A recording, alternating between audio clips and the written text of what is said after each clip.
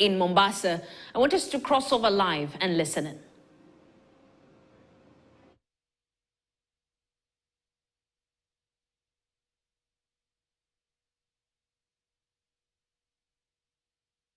Strategic discussion agenda in this conference.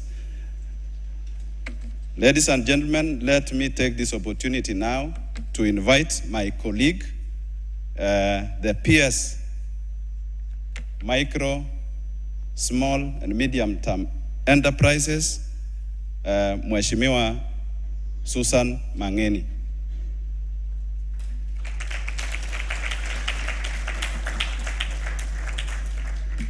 Who will thereafter invite our chief guest. Thank you.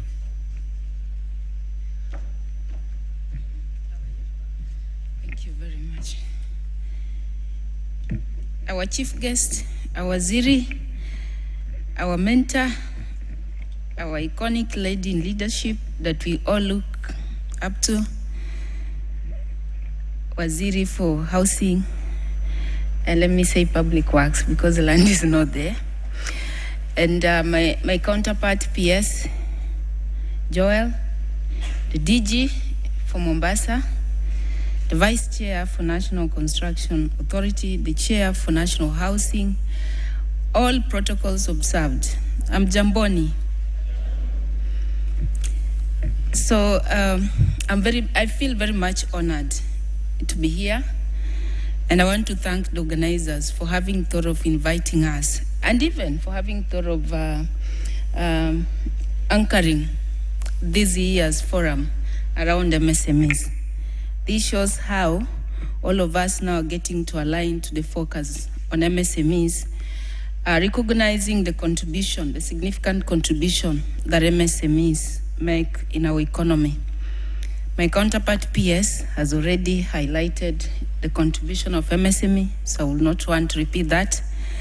But just I just want us to jog our mind that if you are here, and I like saying this, that we are in a kadogo economy.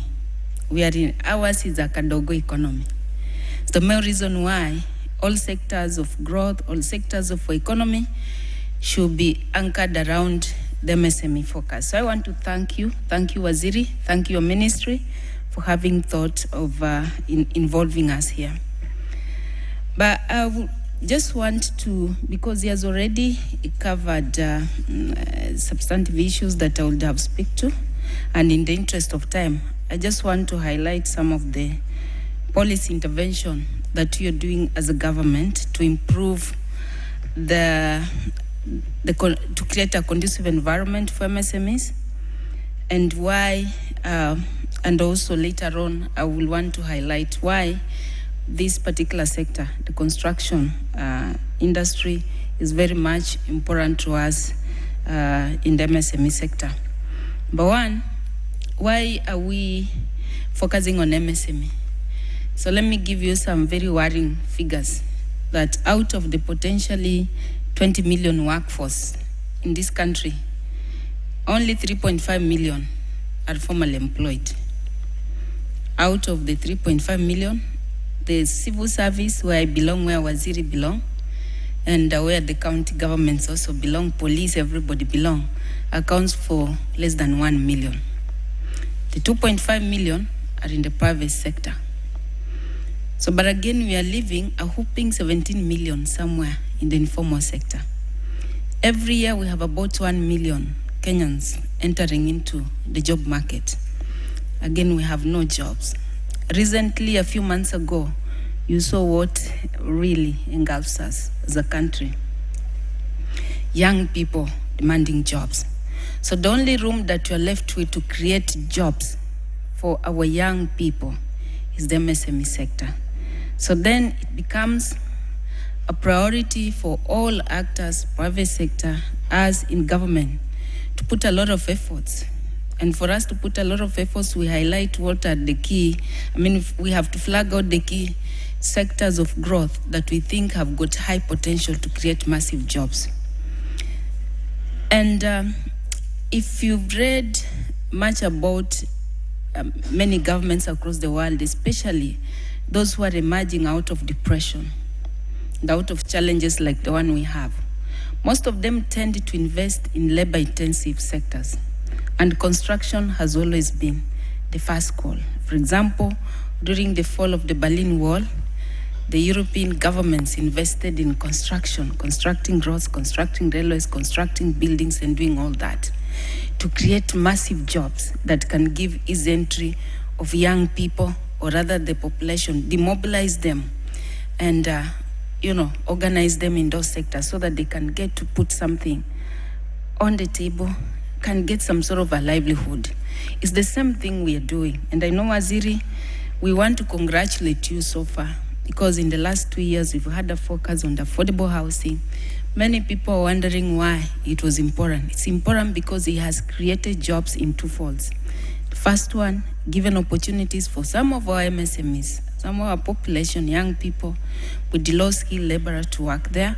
Secondly, giving opportunities for our MSMEs to supply into the sector to do building materials and stuff. And we cannot take that for granted. So far we are told over 200,000 jobs have been created, and we thank you for that milestone so far. But I want to say, there's still challenges, of course, which MSME face. And the first challenge is the recognition. And the Deputy Governor for Mombasa, there's nothing called micro SMEs. It's never micro SMEs. It is micro, small, and medium enterprises. Why am I saying so? Because a number of times people say we are doing something about SME. I mean, it's not homogeneous. The different levels, they act at different levels in different spaces. So we first of all have to recognize what is the architecture of MSMEs in this country. Or rather, let's just talk about business. 98% of all businesses in Kenya are MSMEs. Out of all those, majority of them are informal. So we have a larger base.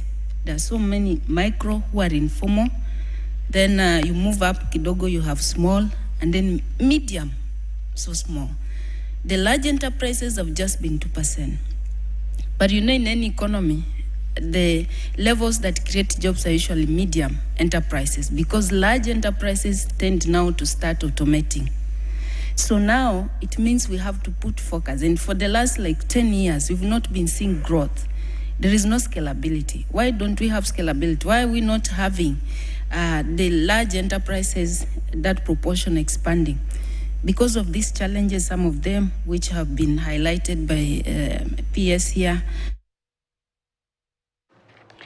That is the PS for State Department of Micro, Small and Medium Enterprise Development, also known as MSMEs here in the country, Susan Mangeni. And of course, he's addressing the importance of those micro, small and medium enterprises in this particular issue. Of course, that is happening in Mombasa, the National Construction Summit.